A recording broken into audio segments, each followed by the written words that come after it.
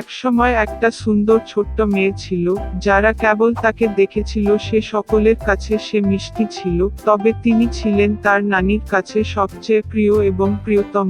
তিনি জানেন না যে তার প্রিয় নাতিকে কি দিতে হবে। একবার সে তাকে একটি লাল মখমলের টুপি দিল, এবং যেহেতু এই টুপিটি তার জন্য খুব উপযোগী ছিল এবং সে অন্য কিছু করতে চায় না, তারা তাকে লিটল রেড রাইডিং হুড বলতে শুরু করে। একবার তার মা তার নানির কাছে এক টুকরো পিঠা এবং এক বোতল ওয়াইন নিতে বললেন। তারা বলে যে সে অসুস্থ এবং দুর্বল, এটি তার ভালো কাজ করবে। তিনি আমার মাকে রাস্তা থেকে পালাতে না যেতে আদেশ করলেন, না হলে সে পড়ে গিয়ে বোতলটি ভেঙে ফেলবে এবং তারপরে দাদি কিছুই পাবে না। এবং যখন সে তার দাদির কাছে আসে, যাতে সে তাকে হ্যালো বলতে ভুলবেন না, লিটল রেড রাইডিং হুড মান্য করেছেন, উপহারগুলি নিয়েছেন এবং যাত্রা শুরু করলেন। এবং আমার দাদি গ্রাম থেকে আধা ঘন্টা হাঁটার আগেই বনের পিছনে বাস করতেন, এবং লিটল রেড রাইডিং হুড বনের মধ্যে প্রবেশের সাথে সাথেই তার একটি নেকড়ের সাথে দেখা হয়েছিল।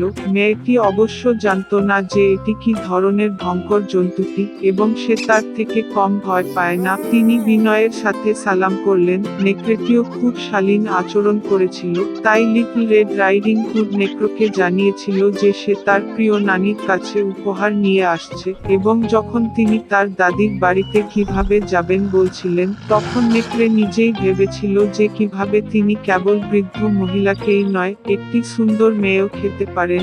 এবং তারপরে নেকড়ে ছোট্ট রেড রাইডিং হুডকে সুন্দর ফুল দিয়ে একটি বিশাল ঘাট দেখানোর কথা ভাবল।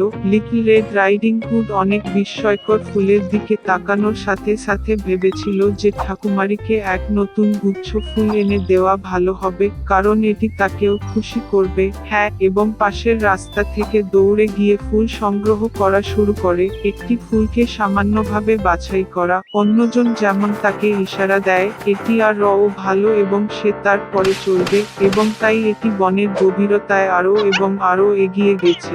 আর নেকড়ে সোজা দাদির বাড়ির দিকে ছুটে এসে দরজায় নক করল। দাদি জিজ্ঞাসা করলেন কে আছে, এবং নেকড়ে একটি পাতলা কণ্ঠে উত্তর দিল যে এটি লিটল রেড রাইডিং হুড, যিনি পাই এবং ওয়াইন নিয়ে এসেছিলেন। বৃদ্ধ মহিলা বিশ্বাস করলেন এবং ল্যাচ টিপে টিপতে প্রবেশ করার আদেশ দিলেন। নেকড়ে টিপো টিপল, দরজা খোলা গেল, আর দৌড়ে গেল তার দাদির কুঁড়ে ঘরে। আমি ছুটে এসে দাদির বিছানায় গিয়ে তা একবারে গিলে ফেললাম। তারপরে তিনি তার নানির পোশাক এবং তার ক্যাপটি তার মাথায় রেখে বিছানায় গিয়ে অপেক্ষা করলেন।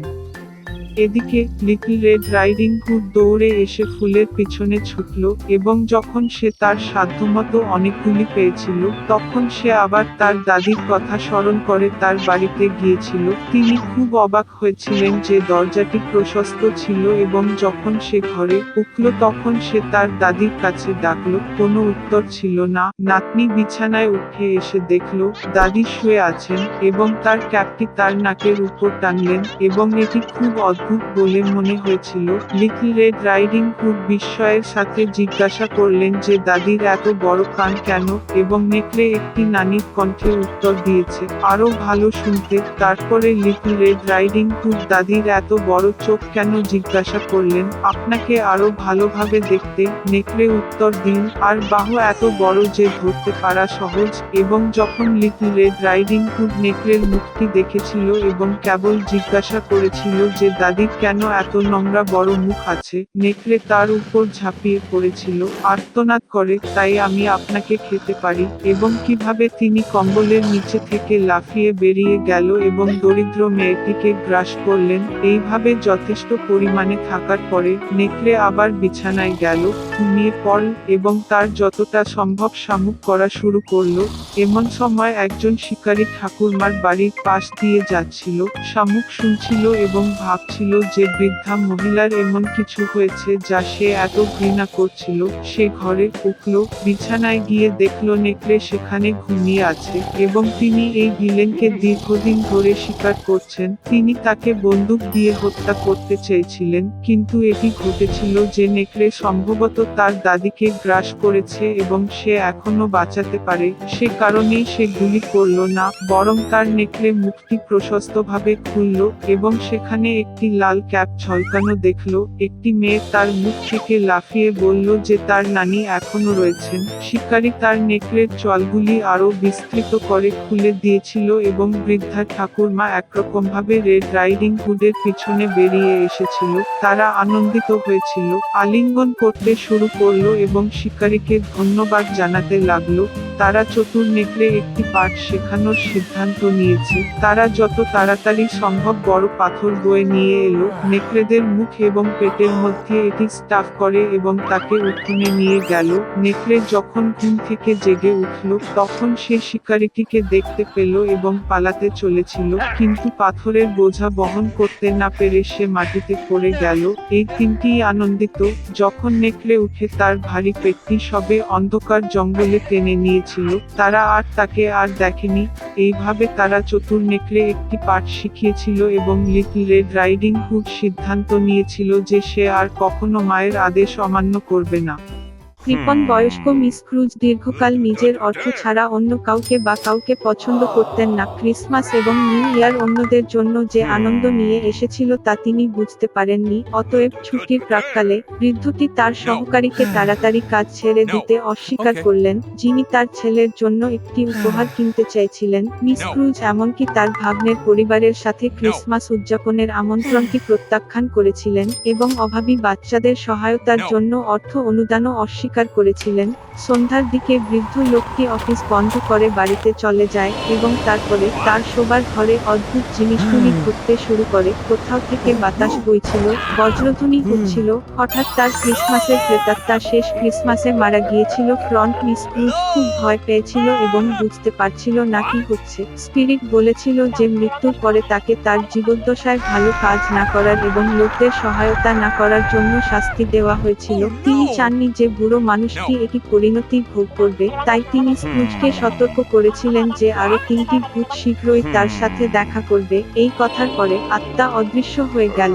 বৃদ্ধ লোকটি ভান করলেন যে কিছুই হয়নি, তবে শীঘ্রই একটি শিশুর ভূত তার সামনে উপস্থিত হয়েছিল। মিস ক্রুজ স্তব্ধ হয়ে গিয়েছিলেন কারণ এটি ছিল তার বিগত বছরগুলির চেতনা। ম্যাজিকের সাহায্যে ভূত তাদের অতীতে স্থানান্তরিত করে। বৃদ্ধ যে শহরে তিনি জন্মগ্রহণ করেছিলেন এবং বেড়ে ওঠেন সেখানে নিজেকে ছোট ছেলে হিসাবে দেখেছিলেন। তিনি ক্রিসমাস ট্রি সাজছিলেন এবং তিনি খুব মজা পান। তারপরে মিস ক্রুজ তার যৌবনে নিজেকে দেখেছিলেন, যেদিন তিনি আনন্দ এবং আশায় পূর্ণ। তিনি তার প্রিয়তমের কাছে প্রস্তাব করেছিলেন। তারপরে বৃদ্ধ নিজেকে দেখে পরিপক্ক হয়ে উঠলেন। তার স্ত্রী কাঁদছিলেন এবং তিনি কেন বুঝতে পারলেন না যে কেন তিনি তার সাথে আলাদা হলেন। আসল বিষয়টি হল স্ক্রুজ তার দিকে আর মনোযোগ দেয়নি, কেবল অর্থের কথা ভেবেছিল।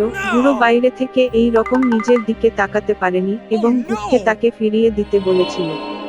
আত্মা অবশেষে অদৃশ্য হয়ে গেল, তবে তার জায়গায় আরো একটি ভূত উপস্থিত হয়েছিল। বড়দিনের আগের দিন তিনি স্ক্রুজকে তার সহকারীদের বাড়িতে নিয়ে যান। পুরো পরিবারটি একটি দুর্বল টেবিলে বসেছিল। বৃদ্ধ লোকটি নিশ্চিত ছিল যে তারা সকলেই তাকে ঘৃণা করে, তবে তিনি নিশ্চিত হয়েছিলেন যে এটি এমন ছিল না। সহযোগী মিস ক্রুজের স্বাস্থ্যের জন্য একটি টোস্ট অফার করেছিলেন এবং তার স্ত্রী খুব স্বেচ্ছায় টোস্টে যোগ দিয়েছিলেন এবং তখন বৃদ্ধ লোকটি লক্ষ্য করলেন যে তার সহকারীটির পুত্র অসুস্থ। স্ক্রুজ সন্তানের জন্য দুঃখিত এবং তার আচরণের জন্য লজ্জা পেয়েছিল। অতঃপর ভূত বৃদ্ধাকে তার ভাগ্নির বাড়িতে নিয়ে গেল। তার পুরো পরিবার ছুটির দিনে খুশি ছিল। সবচেয়ে বড় কথা, তারা মিস ক্রুজের জন্য টেবিলে একটি আসন রেখেছিলেন। বৃদ্ধটি এটি দেখার আশা করেনি। তিনি সর্বদা ভাবেন যে পুরো পরিবার তাকে ঘৃণা করে। অবশেষে ভূত অদৃশ্য হয়ে গেল, তবে ভবিষ্যতের বছরগুলির আত্মা তার জায়গায় উপস্থিত হয়েছিল। তিনি মিস ক্রুজকে তার নিজের জানাজায় নিয়ে এসেছিলেন। প্রত্যেকে বলেছিলেন যে অবশেষে বৃদ্ধটি মারা গেলে তাদের পক্ষে সহজ হয়ে ওঠে, তবে তিনি বুঝতে পেরেছিলেন যে তার পুরো জীবনে তিনি কারো মঙ্গল করেননি। তারপরে স্ক্রুজ তার সহায়তাকারী ছেলের সমাধিতে ফুল নিয়ে যেতে দেখলেন। বৃদ্ধ লোকটি আর এটি দেখতে পারল না এবং ভূতকে তাকে ফিরিয়ে আনতে বলল। তৃতীয় আত্মা অদৃশ্য হয়ে গেল এবং স্ক্রুজ আবার ঘরে ফিরে এল। বৃদ্ধটি অবশেষে আরো ভালো জন্য পরিবর্তন করার সিদ্ধান্ত নিয়েছে। ভাগ্যক্রমে মাধ্যমে তিনি দেখতে পেলেন যে সময়টি কয়েক ঘন্টা ফিরে গেছে। মিস ক্রুজ 1 মিনিট নষ্ট করার সিদ্ধান্ত নিলেন, তার তখনও সমস্ত কিছু পরিবর্তনের সময় ছিল। বৃদ্ধা আসন্ন ক্রিসমাস সম্পর্কে আন্তরিকভাবে খুশি ছিল। তিনি সর্বাধিক ব্যয়বহুল এবং চর্বিযুক্ত টার্কি পাঠিয়েছিলেন তার সহকারী বাড়িতে। এরপরে স্ক্রুজ সাহায্যকারীর পুত্রকে একটি উপহার পাঠিয়েছিল এবং দাতব্য প্রতিষ্ঠানের জন্য প্রচুর অর্থ দান করেছিল। এরপরে বৃদ্ধা তার ভাগ্নের সাথে ক্রিসমাস উদযাপন করতে গিয়েছিলেন, যেখানে পুরো পরিবার তাকে স্বাগত জানায়। পরের দিন স্ক্রুজের সরকারি কাজ করতে এসে তিনি তার বেতন বাড়িয়েছিলেন। তার ছেলের জন্য বৃদ্ধা গডফাদার হয়েছিলেন। মিস ক্রুজ ছেলেটিকে সর্বোত্তম সম্ভাব্য চিকিৎসা দিয়েছিলেন এবং তিনি একটি সুস্থ জীবন উপভোগ করে চলেছেন। সেই থেকে কৃপণ বয়স্ক লোকটি শহরের বিনয়ী এবং সবচেয়ে উদার ব্যক্তি হয়ে ওঠে এবং সর্বজনীন প্রেম এবং সম্মান অর্জন করে।